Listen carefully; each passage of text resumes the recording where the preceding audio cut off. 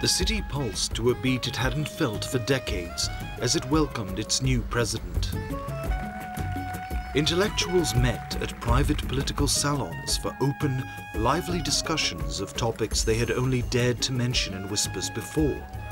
Demands for greater democracy, the suspension of emergency law, an end to the ruling party's domination.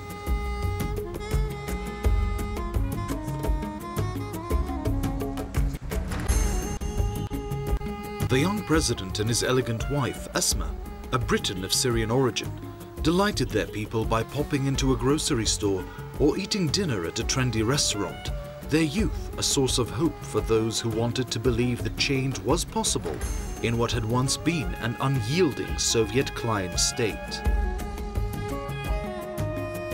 That was Damascus 12 years ago. In the early months of Bashar al-Assad's presidency, a period that became known as the Damascus Spring, which also included promises of economic liberalization.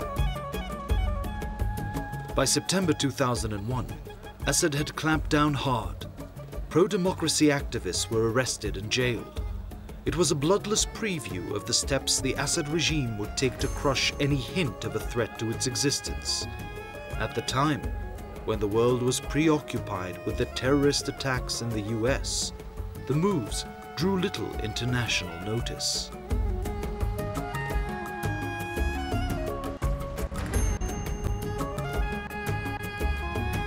But the country and its economy were in a downward spiral.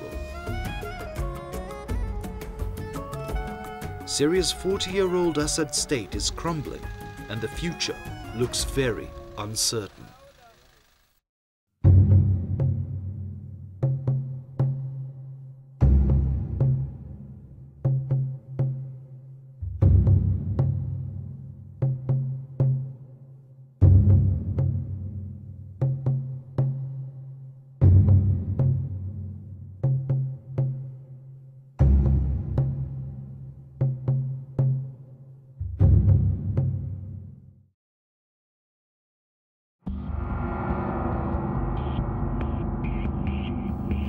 In March 2011, that Damascus Spring suddenly turned into a bitter and ugly winter.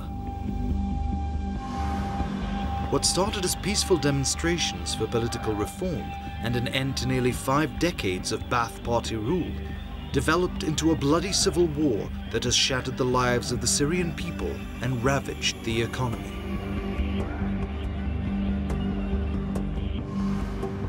According to various estimates, between 40 and 50,000 people have been killed, half of whom were civilians. As many as 1.2 million have been displaced within the country. In addition, tens of thousands of protesters have been imprisoned, and there have been reports of widespread torture in government prisons. International organizations have accused the government and Shabiha militias, as well as anti-government rebels and the Free Syrian Army, of severe human rights violations.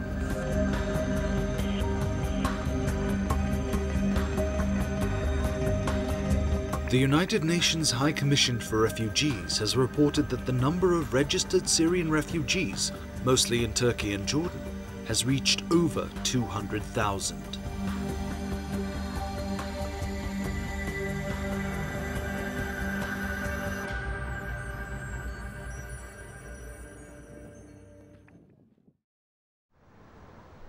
The Syrian people were clearly influenced by protests in other Arab countries, but their own revolt is rooted in the particular systems of power and privilege that have been established over 4 decades in Syria. In 1973, the Syrian constitution was amended to give the Baath Party unique status as the leader of the state and society, ushering it into all areas of public life. Its main role was to issue directives from the central government to regional representatives, mobilize the masses for political activities, and gauge the mood of the general population. Baathists controlled trade unions, and the military committee monitored the armed forces. Over the next 2 decades, the Baath Party remained hugely influential, But real power was increasingly collected in the hands of President Assad, his family, close advisors, and the military and security services. In the eyes of many Syrians, the party embodied the corruption, nepotism, and stagnation that became so widespread.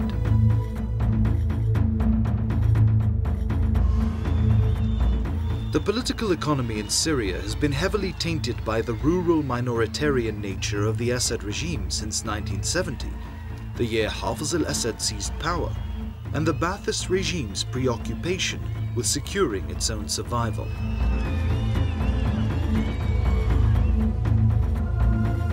Over 4 decades, the ruling family has carefully crafted an intricate crony-based patronage system consisting of a number of both formal and informal networks that monopolize large sectors of the economy, but above all, has served to keep the Assad regime in place.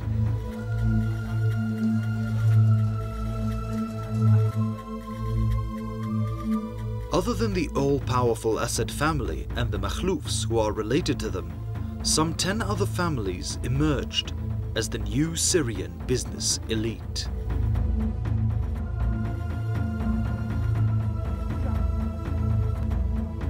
Mohammed al-Himsi is a former member of the Syrian parliament.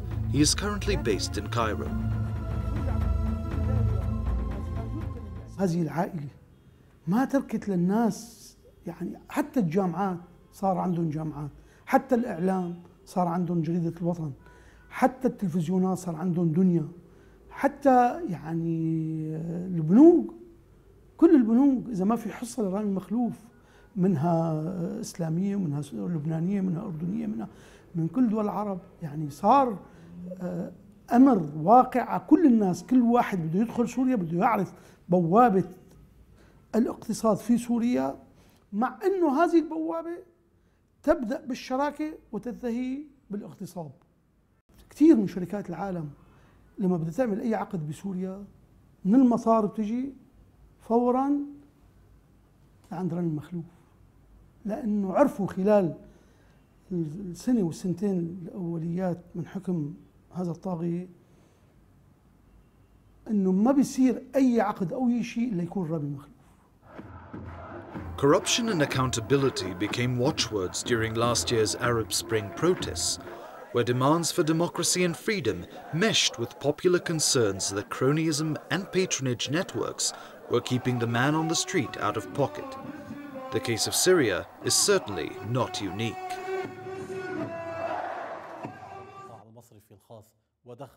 Dr. Hassan Muqallad is a Lebanese economic expert and publisher of a fortnightly magazine on political and economic affairs. في دول بالعالم ظروفها السياسية وقوانينها وحجم الفساد اللي فيها أكثر من سوريا بعشرات المرات، وما كان القطاع الاستثمار الأجنبي أو المستثمرون ما بنسميهم الأجانب هيدا عائق قدامهم، لأنه المستثمر بده الربح وبيعرف بكل بلد من بلدان محل ما القوانين واضحة بفوت عبر القوانين، محل ما القوانين ملتوية بفوت عبر مواقع النفوذ. Ever since the coup that brought Hafez al-Assad to power in 1970, the Alawi domination of the government, the Baath Party, key military positions, resources and national wealth have preserved their power. Bashar al-Assad enrolled at the Homs military academy.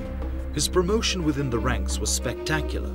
He began as commander of an armored battalion before graduating as a colonel in 1999.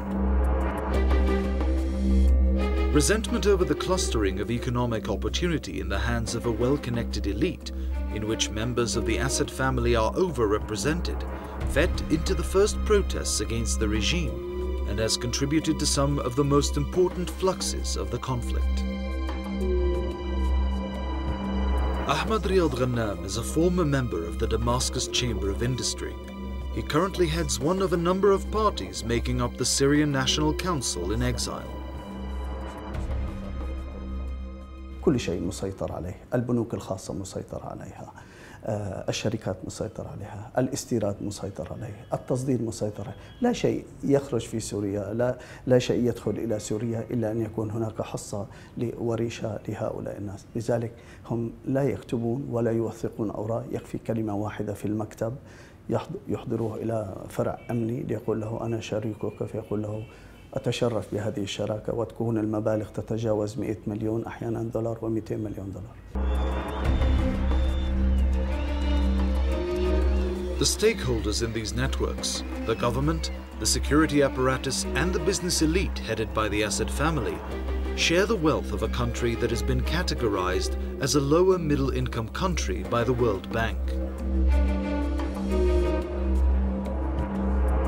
Be that as it may, Syria is one of 4 countries on the Mediterranean Sea, along with Libya, Algeria and Egypt, to hold significant oil and gas reserves. Along with agriculture, industry and tourism, its GDP per capita expanded 80% in the 1960s, reaching a peak of 336% total growth during the 1970s. Nabil Chishakli is Secretary General of the ONDD, the Belgian Export Credit Agency, whose mission is covering credit risks related to domestic and international transactions. Il y a plusieurs avantages, plusieurs atouts de la Syrie, et ça s'illustre par la période juste avant le déclenchement des hostilités, puisque la Syrie est arrivée quand même à avoir des taux de croissance de 4-5% qui étaient supérieurs à l'inflation et supérieurs à la croissance de la population et de la démographie. Alors, les atouts du régime syrien ou de la Syrie en tant que tel, d'une part, c'est sa position stratégique. Avec la Turquie, elle est une des charnières entre l'Europe et le Moyen-Orient, vers les pays, les riches pétromonarchies.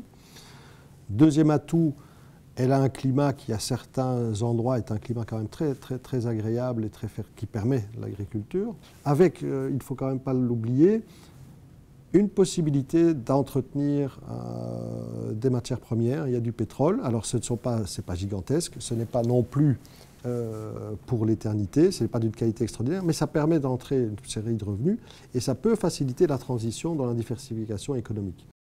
الحقيقة الاقتصاد السوري في مجموعة يعني مزايا وفي نقاط ضعف مثل كل اقتصادات الدنيا، ولكن بالمقارنة مع كل اقتصادات المنطقة، خاصة المنطقة اللي ما بتعتمد على النفط بشكل أساسي، كان الاقتصاد السوري يتميز بالدرجة الأولى بعدم وجود مديونية للخارج، وهذه ميزة شبه وحيدة ربما تكون. 2، سوريا كانت بتعتمد على اكتفاء يعني شبه اكتفاء ذاتي في كل السلع الزراعية والسلع اللي بيحتاجها الإنسان، كمان يعني بالخلاف والمقارنة مع مختلف دول المنطقة. هيدي المزايا كانت تعطي طابع للاقتصاد السوري خاص غير موجود بالمنطقة وبتعطيه مكامن قوة استثنائي. Following his father's death in June 2000, Bashar al-Assad's path to the presidency was assured by regime loyalists who removed the last remaining obstacles, such as amending the constitution to allow a 34-year-old to become head of state. He was then promoted to the rank of Field Marshal and appointed commander of the armed forces and Secretary General of the Baath Party. A July 2000 referendum confirmed him as president with 97% of the vote. In his inaugural address, Bashar al-Assad promised wide-ranging reforms, including modernizing the economy, fighting corruption, and launching Syria's own democratic experience. He also pointed to the dire need for constructive criticism. It was not long before the authorities released hundreds of political prisoners and allowed the first independent newspapers for more than 3 decades to begin publishing. Nasib Jubril is a Lebanese economist, researcher and analyst. He is also a consultant in the banking sector. حجم الاقتصاد كان ما يعادل 33 مليار و500 مليون دولار في 2005-2006 واتسع كبر إلى حجم وصل تقريبا 57 مليار دولار بال 2010 وكان متوقع يصل إلى 63-64 مليار دولار بال 2011. بالنسبة لنسب النمو الحقيقي، كان معدل نسبة النمو السنوي الحقيقي في الاقتصاد السوري بين 2000 و 2005 3.5%. نسبة النمو ارتفعت بين 2006 وال 2010 إلى معدل سنوي بلغ 4.7%. مع سنة 2010 حقق الاقتصاد السوري نمو حقيقي بلغ 5%، وتوقعات سنة 2011 كانت لنسبة نمو حقيقي تبلغ 5.5%. The considerable role the Assad family, their inner circle and the Syrian security services exert over the economy, coupled with the absence of a free judicial system and the lack of transparency, concentrates wealth in the hands of certain classes and individuals. In turn, these classes and individuals depend upon their corrupt system for their success and fortune. Syrians without these connections are unable to improve their economic standing and suffer as a result of policies implemented by an unaccountable regime. الأغلبية مسحوقة، لا تستطيع أن تؤمن العيش الكريم أو حتى المواد الغذائية، في حين أن كان هناك فئة متوسطة قليلة جدا لا تقاس على الإطلاق، وفئة متنفذة تعيش رغد العيش، وكانوا يتمتعون بهذا النوع من الحماية للاقتصاد، لأن كان هناك محافظة على الفساد ضمن دائرة ضيقة، ضمن دائرة المستفيدين. Since the beginning of the Syrian insurgency in March 2011, the al-Assad government has taken steps to roll back its accelerated pace of neoliberal reform. After a decade of loosening market regulations, the state is back to governing the market in order to ensure that economic contraction and social hardships following the political upheaval and imposed foreign sanctions do not worsen. The country has reinstated much of the tangible social protection and benefits that were neglected during the Bashar al-Assad regime's accelerated transition toward a market-driven economic structure. Although the recently adopted interventionist strategies have been aimed at mitigating social unrest, these measures have done little to arrest the social disaster already in place. Political unrest and foreign sanctions imposed on Syria have aggravated economic conditions and deepened economic contraction.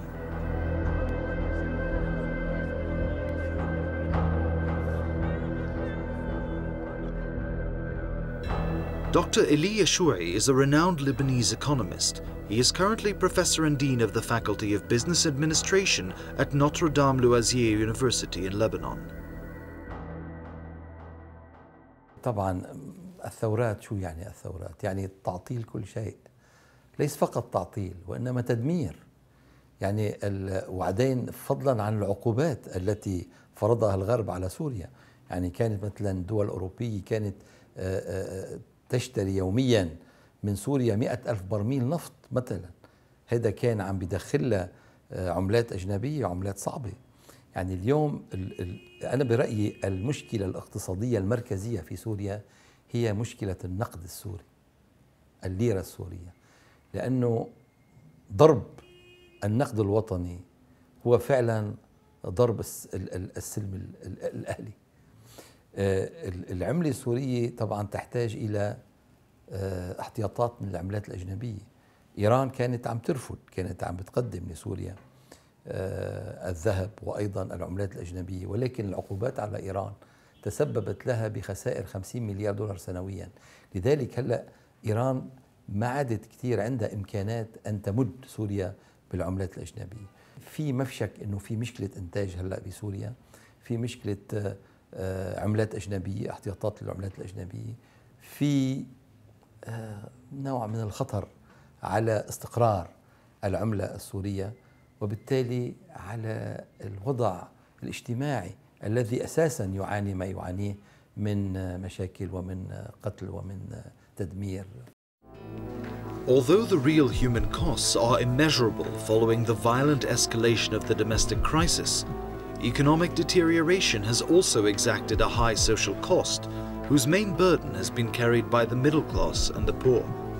It is estimated that 3 million Syrians have lost their jobs since the uprisings began. Thousands of small businesses have shut down, leading to considerable layoffs. Sanctions imposed on the banking sector have curtailed most money transactions. Both public and private entities have not been able to carry out their business transactions smoothly, and Syrian expats have faced difficulties transferring remittances to their families back home.